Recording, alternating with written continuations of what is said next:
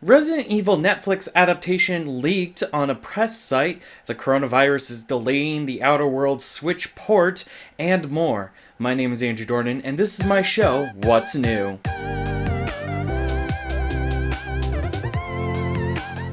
So, I would like to say welcome back to Andrew Dornan's What's New. This is Season 2, Episode 1. You may be wondering what Season 1 was. Season 1 was basically everything before now. So that's the 4 or 5 episodes that were made while I was in high school and the 2 episodes that were made while I was attending Texas State University. Ever since then, the show's been in a state of limbo, like sort of half canceled, half not.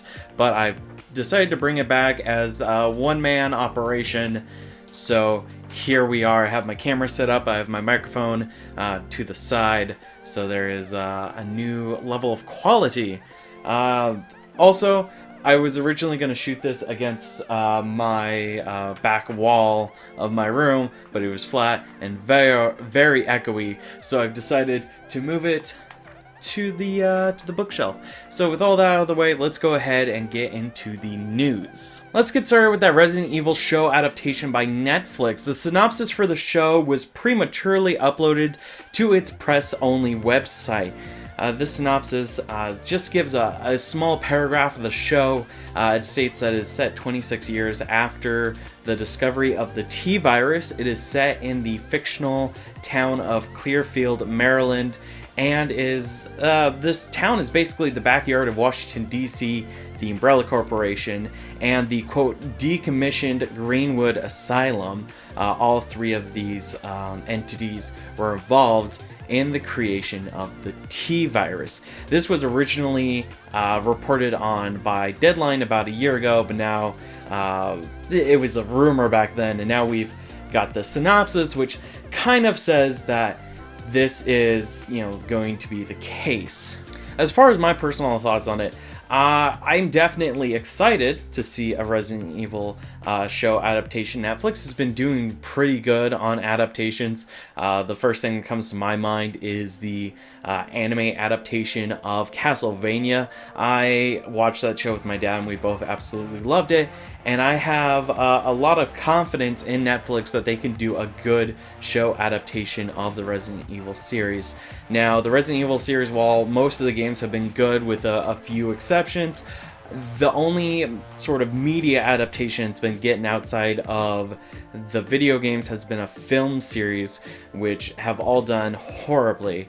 Most of the issue comes from the fact that Resident Evil's, despite having a very linear story, is a very dynamic game with adaptive difficulty, and that doesn't follow the film structure that well. So I'm excited, but we'll definitely have to wait and see what exactly happens with this Netflix show adaptation. Next, let's talk about the Outer Worlds and that Nintendo Switch port.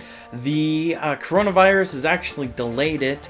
The studio in charge of making the port for the Switch, Virtuous, which is based in Singapore but has offices all across China, they've shut down all of their offices and the main studio over health concerns. Now, we don't know exactly how long this whole outbreak with the coronavirus will last. Maybe it'll last the whole flu season, but the Switch port of the Outer Worlds has definitely been delayed by a very long time. If you can't wait, it's still available on PS4, Xbox One, and PC. Our third story of the day is Rockstar Games' very own Dan Houser has left. Well, he hasn't left yet, but he has put in his resignation. It's set to leave around March. Some sources say March 11th, some just say March. Dan Houser, you may remember him as the lead writer for the entire Grand Theft Auto series, as well as also the Red Dead Redemption games. There haven't been too many bits of information regarding his departure, but it definitely comes after taking an extended break that started all the way back in the spring 2019 quarter. His brother Sam, however, will still remain behind as the company president. Houser stated that when making and finishing Red Dead Redemption 2, that required over 100-hour work weeks, so that might have played into his departure. But other than that, it closely follows the departure of Les Benzies, who was the former lead designer over at Rockstar Games back in 2016. What this means for the future of Grand Theft Auto and Red Dead Redemption 2 has yet to be seen. So this definitely, will Rockstar be able to pick up someone who will be just as good as Dan Houser, someone who helped found the company with his brother Sam. Again, this is all completely speculation as to the future, but we'll just have to wait and see. And now the story you've all been waiting for, Fallout 76 finally coming to Steam. It was announced yesterday that Fallout 76 will make its arrival on Steam on April 7th of this year. That coincides with the release of the Wastelanders patch, which is a free expansion pass sort of deal. As far as purchasing options on Steam, you will have the base game plus the Wastelanders Deluxe Edition, which will both be available. On top of that, Fallout 76's in-game transactions, atoms, and Fallout First will also be available through Steam. As someone who's been having friends tell him to pick up Fallout 76, I might be more inclined to do so now that it is on Steam. Or I could wait until a local retailer near me has it on sale or gives it away for free with a console like we saw early in the days of Fallout 76's life. And finally, let's talk about website and channel updates. This is a new segment for Andrew Dornan's What's New, as to give you guys a one-stop location for all sorts of news and updates regarding the website and the YouTube channel, as well as the Vlare channel. Our first and only story regarding the topic of website and channel news is the overhaul of the official website itself. Now, phase 1 is complete, which is just the changing of the theme, which seems simple enough, but actually caused quite a few issues. If you saw the update I posted on Facebook a while back, I stated that a massive overhaul was taking place and some pages would break. That definitely was the case, and those changes have been reverted. I got a new theme, and any sort of issues that were caused by that were quickly fixed. On top of that, that was just phase 1. Phase 2 will be retooling the entire navigation bar. It's a little unruly right now, but that will be fixed within a few months. Additionally, I will be overhauling the About Me, Let's Play, and Support the Content pages, mainly because year 4 for the channel is coming up soon, and there is a new release cycle that will be put into place then, and I would like to start divvying up the contents based off of channel years. So that is the main aspect of the Let's Play page that will be changed. Additionally, the Support the Content page is a bit bland.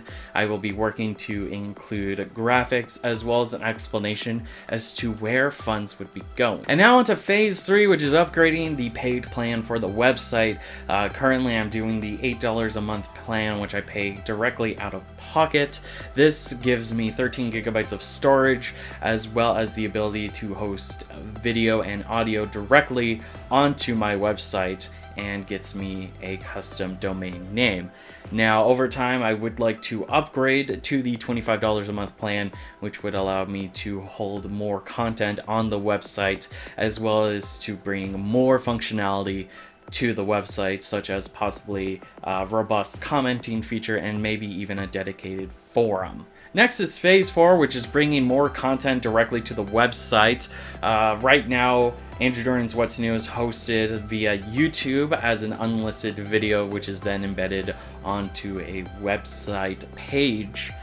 On top of that, I would like to bring a new series, Saturday Morning Splatoon, which has been sort of teased on the website for a long time. There's a dedicated page for Saturday Morning Splatoon, but I just haven't had the time or the resources to sit down and pre-produce enough videos for a whole year, which is the main goal. On top of that, I would like to also add a new section to the website called Taste of Gameplay. If you are someone like me who, when they were really young, went to GameSpot's pages on certain games and watched their gameplay movies, which sadly no longer exists, you may understand what I'm talking about. 2 to 5 minute clips of pure gameplay, no commentary whatsoever, and at the bottom of the page or at the top you have a mini review or an overview of the game as a whole, and a little score that says how well recommended the game is. Finally, we have Phase 5, which is getting a dedicated file server